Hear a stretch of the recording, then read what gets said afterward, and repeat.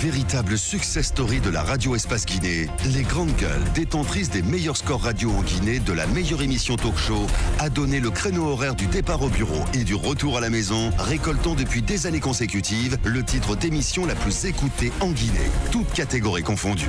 Un grand total de plus de 5 millions d'auditeurs ont été fidèles au talk show Les GG, diffusé jour après jour sur toutes les stations du réseau Adafo Média de 9h à 10h30, un exploit qui restera longtemps dans les annales de la bande FM en Guinée. Tous les soirs également, vous avez accès à cette émission sur Espace TV. Merci à vous qui nous rejoignez du côté de Sangaredi. Vous êtes très nombreux évidemment à nous suivre de ce côté.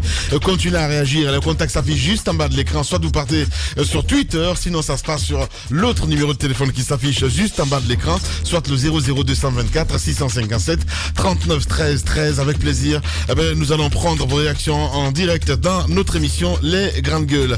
On va rester dans le sillage Titi avant de continuer l'émission évidemment. Avant de parler de la Nagui, hier, ce matin, il était sur RFI. Il a celui d'Alain Diallo. Ouais. Oui, il est sur le vieux continent. Il était devant ses militants dans la banlieue parisienne. C'était ce week-end et ce matin. Donc, il s'est confié à nos confrères de Radio France International, de RFI. Et je pense que c'est une interview qui est à lire sur le site de la radio, mais aussi qui va être rediffusée dans leur édition de 12h30.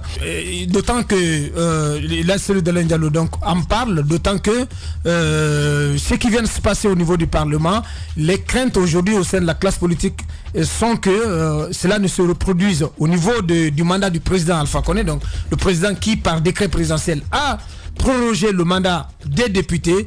Beaucoup d'observateurs pensent qu'il pourrait en être de même lorsque, par des manœuvres créées de toutes sortes, qu'on puisse arriver donc à ne pas être dans la possibilité d'organiser l'élection présidentielle à date en 2020 et que le président Alpha Condé donc utilise les mêmes moyens pour proroger son propre mandat de manière indéfinie. Voilà, Célou Dalin, c'était ce matin sur RFI. On prête à Alpha Condé de vouloir glisser le mandat présidentiel si jamais il ne réussit pas à changer la constitution pour s'octroyer le droit d'avoir un troisième mandat. Parce qu'il tient absolument à ce troisième mandat, mais à défaut, dit-on, il voudrait obtenir un glissement au moins de 2 ans à la Kabila. On a assisté ces derniers temps à des prolongations des mandats des députés au Mali, un peu partout. La prolongation du mandat de président n'est pas lié à cela, mais ceci dit, c'est un élément qu'il faut prendre en considération. Oui, un élément qu'il faut prendre en considération, Moussa Dalin, évidemment, ce matin, chez nos confrères d'RFI. Il s'est aussi exprimé sur, il a donné son avis sur le troisième mandat du président Alpha Condé, parce que pour lui, les velléités sont déjà connues et que quelques actes sont déjà posés. Voilà.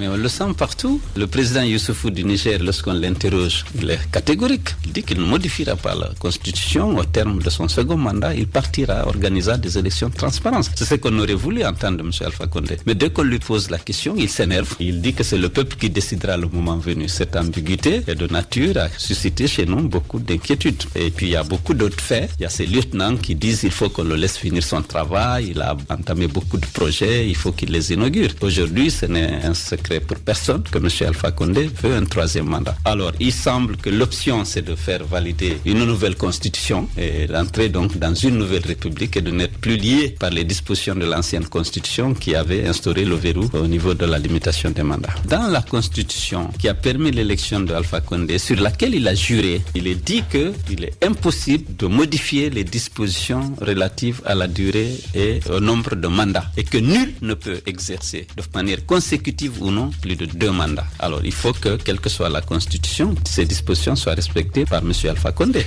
Bien. C'est le Dalin, toujours chez nos confrères d'RFI Mafoudia Bangoura. En tout cas, c'est clair à présent, le focus de l'opposition, c'est sur cette velléité qui n'est pas encore confirmée. Mais pour celui Dalin Diallo, à l'entendre, c'est carrément, nous tendons vers cela. Et du coup, comme pour beaucoup, la question, c'est qu'est-ce que l'opposition peut alors faire? Il s'est aussi exprimé sur les dispositions qu'il compte prendre. Et justement. Si on change de constitution, on devait prendre les dispositions pour préserver l'alternance, les conditions d'une alternance démocratique et ne pas permettre qu'un président fasse plus de 2 mandats. mandat. D'autant plus que dans la sous-région aujourd'hui, en Afrique de l'Ouest, tout le monde accepte que le mandat présidentiel soit limité à 2. Je sens que tous les Guinéens sont hostiles à une modification de cette constitution. Au-delà des partis politiques, il y a déjà beaucoup de partis qui sont hostiles et qui l'ont marqué, comme l'UFR de Sidia, le PDN de Kouyaté et d'autres partis de l'opposition républicaine. Je sais que les Guinéens se mobiliseront pour refuser que M. Alpha Condé s'offre un 3e mandat. Radio Espace, les grandes gueules. Leur spécialité, c'est la démesure totale. Tant qu'ils ne changeront pas, nous ne changerons pas non plus. Les grandes gueules, à suivre tous les jours sur la radio d'opinion. Radio Espace.